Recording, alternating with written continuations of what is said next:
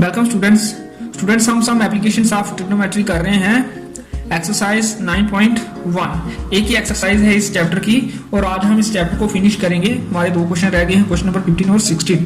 Question number 15 है a straight highway leads to the foot of a tower. A man standing at the top of the tower observes a car at an angle of depression of 30 degree which is approaching the foot of the tower with a uniform speed. 6 seconds later, the angle of depression of the car is found to be 60 degree.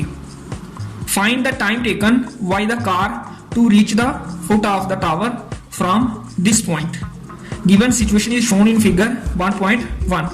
जो situation given है वो हमने 1.1 में draw की है। ये एक tower है AB और इस पॉइंट पर एंगल ऑफ डिप्रेशन 30 डिग्री है और यहां से ये एंगल ऑफ डिप्रेशन 60 डिग्री है। यहां से यहां तक आने में 6 सेकंड लगे कार को। कार आ रही है इसके फुट की ओर और हमें फाइंड करना है कि यहां से जहां तक आने में कितना टाइम लगेगा। वो हम सपोज कर लेंगे n सेकेंड्स लगेंगे और मान लेंगे कि कार की स्पीड है b मीटर पर second. Height of the tower भी हम सपोज कर लेंगे h है, ये गिवन नहीं है, हमें खाली ये गिवन है कि 6 सेकेंड्स में यहां से यहां तक आ जाती है कार और एंगल ये 30 डिग्री यहां 60 डिग्री हो जाता है। हम कार की स्पीड b मीटर पर सेकेंड ये अज्यूम कर लेंगे और टावर की हाइट h मीटर। उसके बाद हमें पता है डिस्टेंस होता है स्पीड इनटू टाइम, इसलिए ये cd जो डिस्टेंस है जहां टाइम लगा 6 सेकेंड और स्पीड हमने मानी हुई है b मीटर पर सेकंड यूनिफॉर्म स्पीड, तो ये cd आ जाएगा 6b।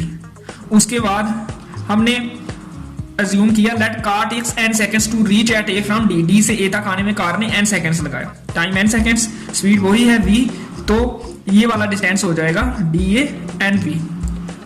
टाइम इनटू स्पीड हो जाएगा ये डिस्टेंस टाइम n और स्पीड v मीटर पर सेकंड। तो ये क्वेश्चन नंबर 2 आ गई। तो इससे पहले ये क्वेश्चन नंबर 1 है। हमें फाइंड करना है ये डी ए। तो कैसे फाइंड डी ए जो डिस्टेंस है ये ट्रैवल करने के लिए कितना टाइम लगेगा ये फाइंड करना, टाइम फाइंड करना। Find the time taken by the car to reach the foot of the tower from this point मतलब ये डी से यहां तक पहुंचने में कितना टाइम लगेगा। तो in right triangle C A B पूरी ट्राइंगल हमने ले लेनी है। इसमें जो बेस एंगल है वो है 30 डिग्री और tan का फॉर्मूला यूज करेंगे P/B। P है यहाँ हाइट और बेस है ये AC है, आप देख सकते हो फिगर से। CD प्लस DA मिलकर बनता है AC। CD भी हमारे पास है और DA भी। CD है 6B और DA है NB, तो AC हो जाएगा 6B प्लस NB। ये हाइट H आ जाएगी।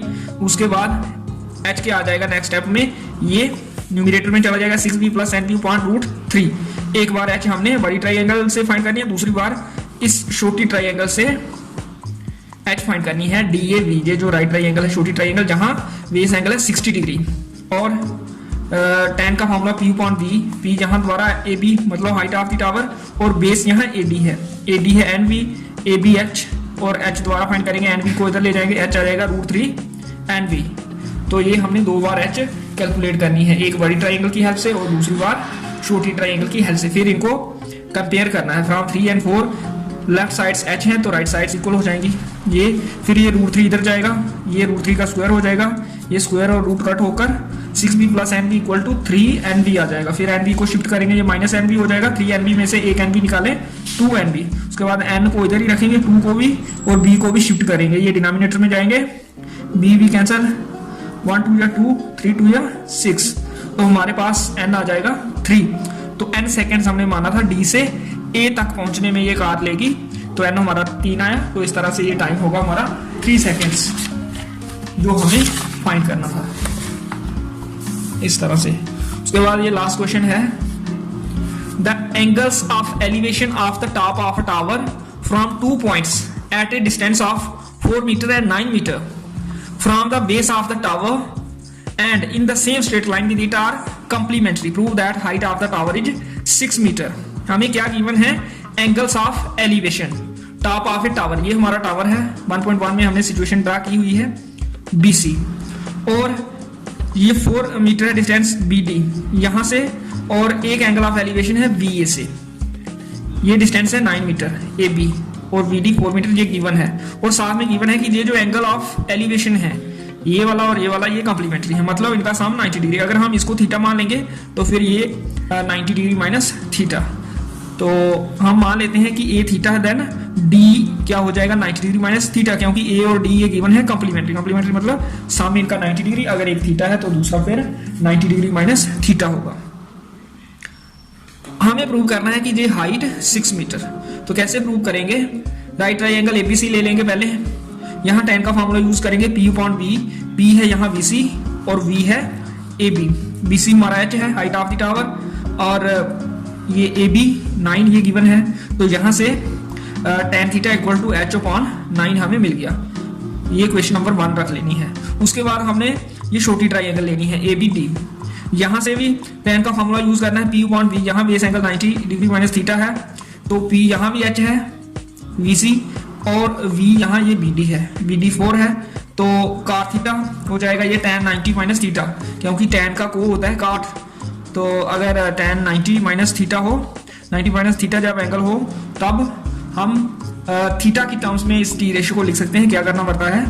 इसका को, tan का को cot, अगर यहाँ cos 90 डिग्री माइनस थीटा होता फिर cos का को होता है sin, तो sin थीटा हो जाता, को में चेंज हो जाता है और ये 90 डिग्री छोड़ देते हैं खाली ये थीटा, तो cot थीटा आ गया h/4। तो अब हम क्या करेंगे? मल्टीप्लाई करेंगे इन दोनों इक्वेशंस को। tan और cot आपस में रेसिप्रोकल होते हैं, तो ये 1 हो जाएगा, और राइट साइड में h/9 इंटू h/4 वो हो जाएगा h² 36 इक्वल टू 1, वहां से h² 36 आएगा और फिर h आ जाएगा 6। तो इस तरह से ये प्रूव हो जाएगा कि हाइट इस टावर की 6 मीटर है। मल्टीप्लाई करेंगे tan cot, cot का रेसिप्रोकल tan होता है, तो cot को हम 1/10 लिख सकते हैं, फिर tan कैंसिल, यहाँ h/9 है tan थीटा और cot theta h/4, h into h, h² 9 into 4 36, तो ये 1 हो गया, फिर h² 36 इंटू 1 36, और फिर ये स्क्वायर इधर जाएगा, ये रूट हो जाएगा, और यहाँ से h आ जाएगा, ये 36 होता है 6 का स्क्वायर, ये स्क्वायर और ये रूट कैंसिल, h हमें मिल जाएगा 6 मीटर। तो इस तरह से हमने ये प्रूव कर दिया कि इस टावर की हाइट 6 मीटर। इस तरह से ये क्वेश्चन नंबर 16 करना है। इसके साथ ही ये हमारी एक्सरसाइज और ये चैप्टर भी फिनिश हुआ। नेक्स्ट टाइम हम नेक्स्ट चैप्टर स्टार्ट करेंगे। ओके।